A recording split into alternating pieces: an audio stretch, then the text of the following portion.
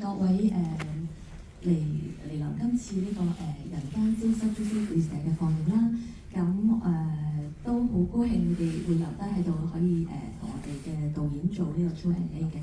咁我首先問一個問題先啦，咁跟住我就開放俾即係觀眾，你哋可以即係舉手，咁我哋工作人員就會遞咪俾你哋咯。咁我想了解can you tell us a little bit about the background of the production, like how it all started, and or like who is the first contact point of the protagonist? Sure, yeah. Maybe before I start, I want to just give one more thank you to the Broadway Cinematheque and to Edco Films, and also to the Goethe Institute for bringing the film here to the Hong Kong cinema and to the audience. Thank you so much. Yeah, So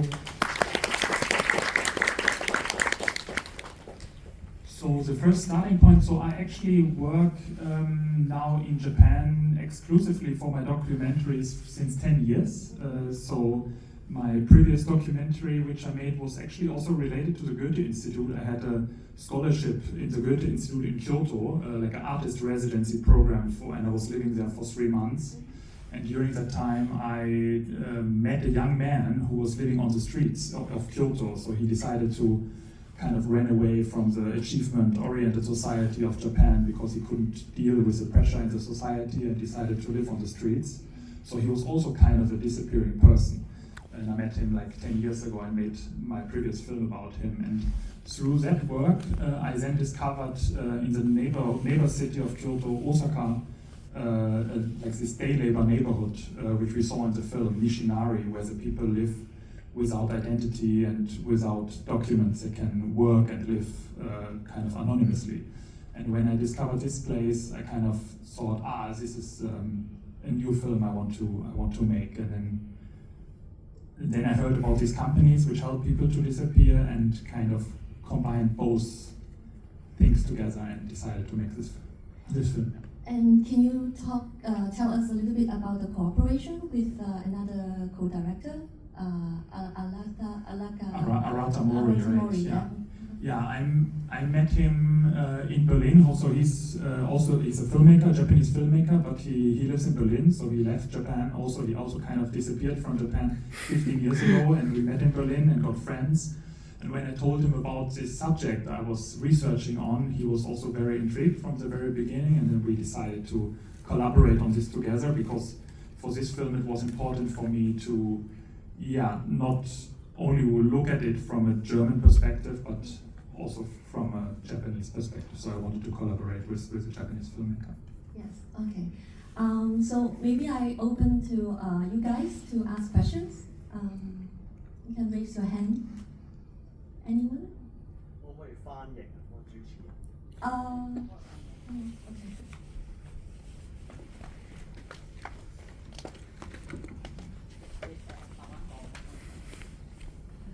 係，即係想了解多啲一開始同嗰啲蒸發者接觸嘅過程，即係點樣令佢哋打開第一步，慢慢講出佢以前嘅往事啊、過去啊，即係呢個我覺得係最難嘅地方，係點樣令佢哋一路一路。 即係慢慢熟絡溝通到係點樣嘅一個過程。You want to talk about how you get in touch with those like vanishing people and how you get them open up and slowly they let you to film and the whole process is more interesting. Yeah. So we had like 3 starting points for the film. One starting point of research was that we got in touch with these companies, like these night moving companies.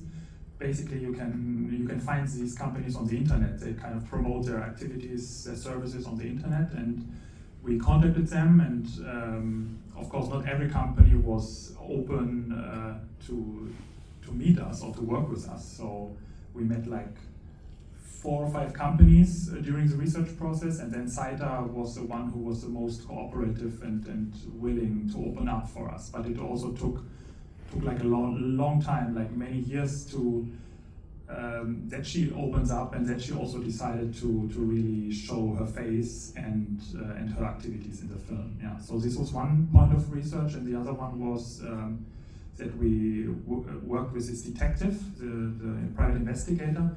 Through him, we got in touch with Goto, the mother, whose son has disappeared. And the other kind of point of research was in this day labor neighborhood in Osaka. Yeah, that's kind of the 3 steps we took. But it took us, we worked on the film like in total like for 6 years. And in between we had a period, like 2 years of COVID where I couldn't enter Japan. But actually this kind of helped the long period of time, because when we then came back in 2022 for the main part of the shooting, kind of the protagonist gained more trust, like because we came back and we invest so many years in this project, so it helped to gain the trust of the protagonist.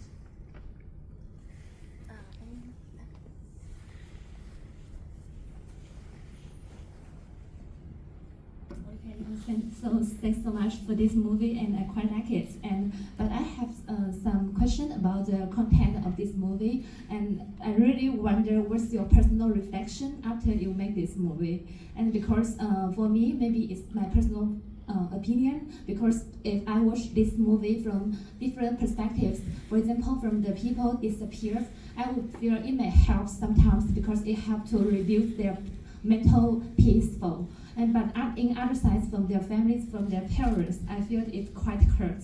And I'm quite concerned if I have to imagine if I do this kind of thing, and how to balance the gain and loss when I make this decision. And I guess maybe you have to know the complete pictures, and maybe I quite value your personal reflection or your opinion with regard this question. And thanks so much.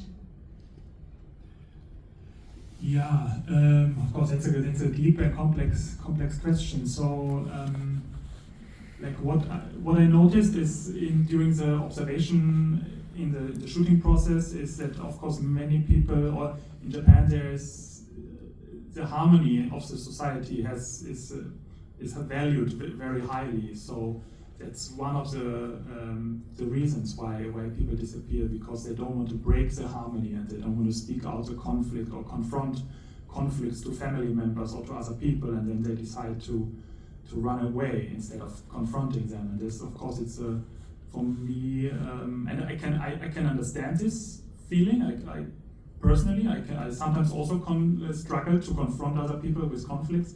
So that's why I kind of feel identified with some of these characters. But that's also where I see the drama in the film, that people don't dare to speak out and to speak out their conflicts. Yeah. And what we also noticed in the research process or in the filming process, that many people decide to, like, it's always a repetitive structure. Like, people who have disappeared, they will disappear again. Like Saita, the night mover, she told us many times that some customers, some clients from her, they contact her a few years later again, and they say, I need to disappear again, or I want to go to another place again. So this happens again and again. For example, this couple you saw in the Love Hotel, they now disappeared from the Love Hotel because, of course, it was also not a final solution for them, and they also kind of felt quite stuck in this place because they couldn't really leave it. So yeah, they disappeared again.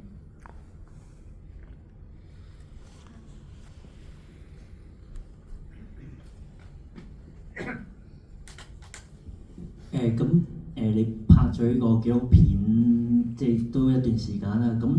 你遇到最困難嘅事情係啲乜嘢咧？ So it's been a long time since you finished shooting. Do you remember what is the most challenging part of the whole production?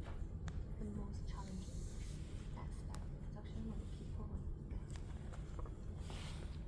Of course, the most challenging part was to be able to witness kind of the activities of these companies, because we always need to get a permission, or Saita, the night mover, always needed to get a permission of the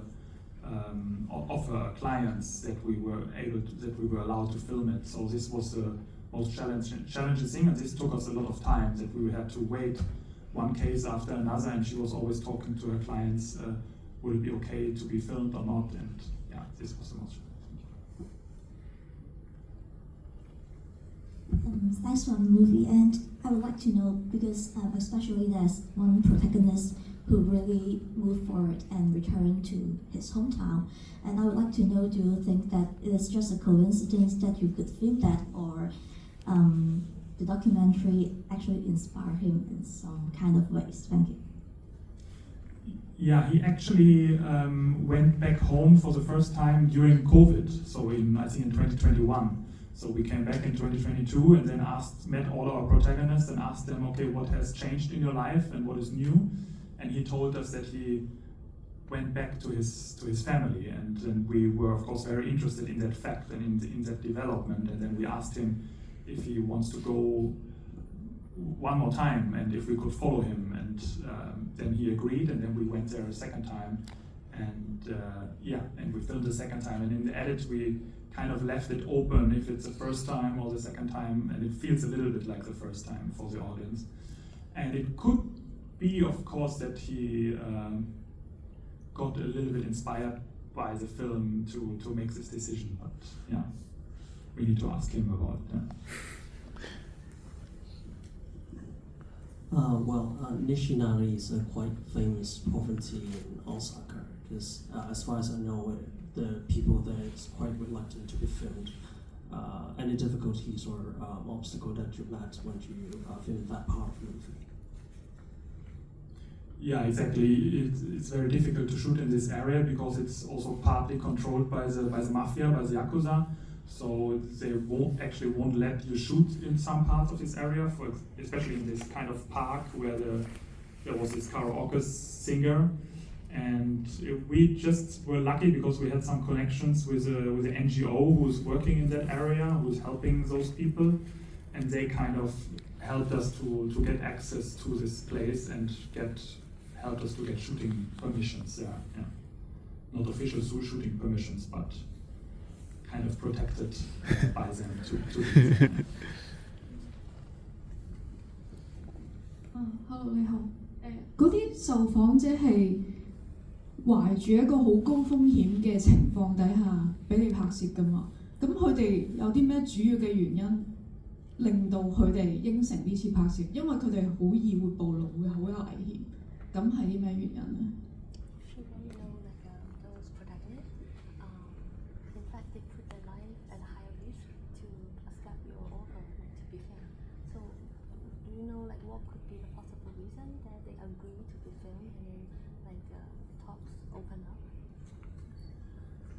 ？Yeah, for some protagonists it was the first time, of course, that they told their story, and that was for some of them also kind of the motivation to participate in the film, because they finally could talk to someone, because they cannot talk to their family or friends or some other Japanese people. They wouldn't dare to tell their secret story to Japanese people. So they used this opportunity kind of as a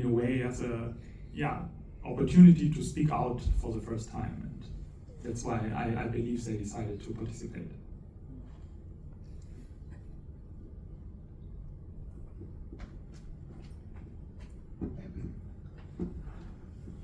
First of all, thank you for the movie, and my question is, may I ask how you've named this movie 𝑱𝑶𝑯𝑚𝑺𝑼? Because this is actually a wonderful name that some people in the movie actually evaporated from their daily lives, like escaping from the boss, and some of them actually are evaporated, but actually they form class and rank at the same place again. Like Sugimoto, he reunited with his family.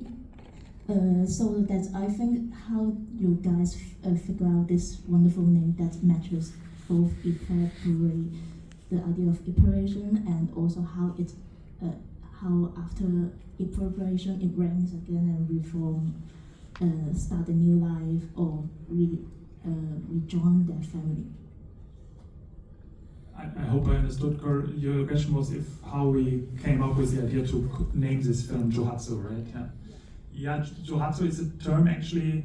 It was popular in Japan already quite some while ago, so more in the 70s.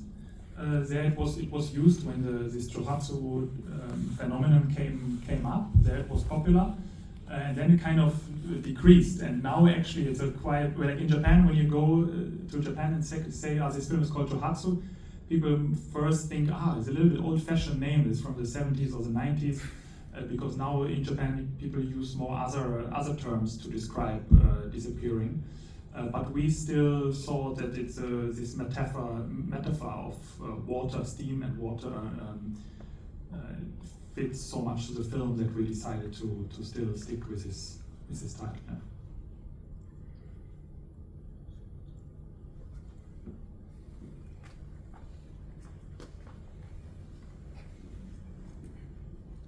Hi, first of all, welcome to Hong Kong and happy Meet Art Festival.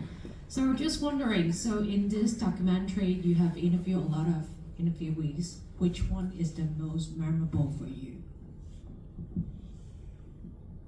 I mean, for me the most memorable is probably the guy, his name is Kanda, who disappeared 37 years ago and then goes back to his hometown, because with him I feel the closest, kind of, because I know him also for the longest time, and for him, he's the most memorable one for me. Yeah. We can have maybe one more here.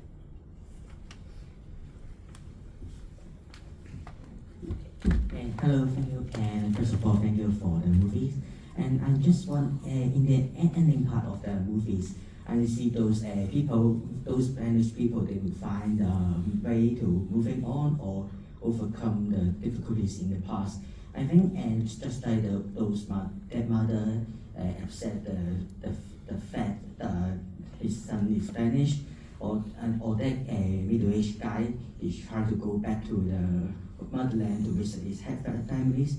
In this stage, what is a trigger point for to make these people to try to make these choices to overcome the challenges?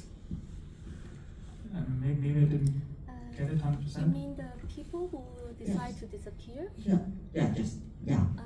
Those people just why they will try to believe themselves or try to choose the way to move on in the ending part. So I'm not sure if I understood correctly, but I can try to answer. So what we realized in the production and in the research is that it's never like really like a black and white. Some people who disappear and always completely disappear. It's very often they kind of get back in touch with the people, or at least stay in touch with via phone and try to reconnect. So but I'm not sure if that answers your question. And So they didn't really tell you like what happened to them. They decide to get in touch with their family. Like they didn't really tell you, or did they? I think it's just a long process of longing, and that people want to kind of be in a way connected again to their roots and where they're coming from. That's why I think they make this decision. So.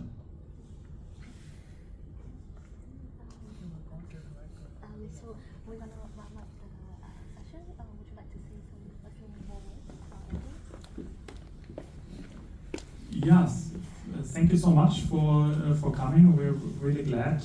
I should also send many greetings from my co-director Arata. He's now right at the moment shooting a new film in Poland, so that's why he cannot be here. But many greetings, and tomorrow we have 2 more screenings. I will be here 2 more times again, and if you want to recommend, maybe it's sold out already. But it will be in the cinema here for a while, so you can recommend the film if you want. Thank you so much.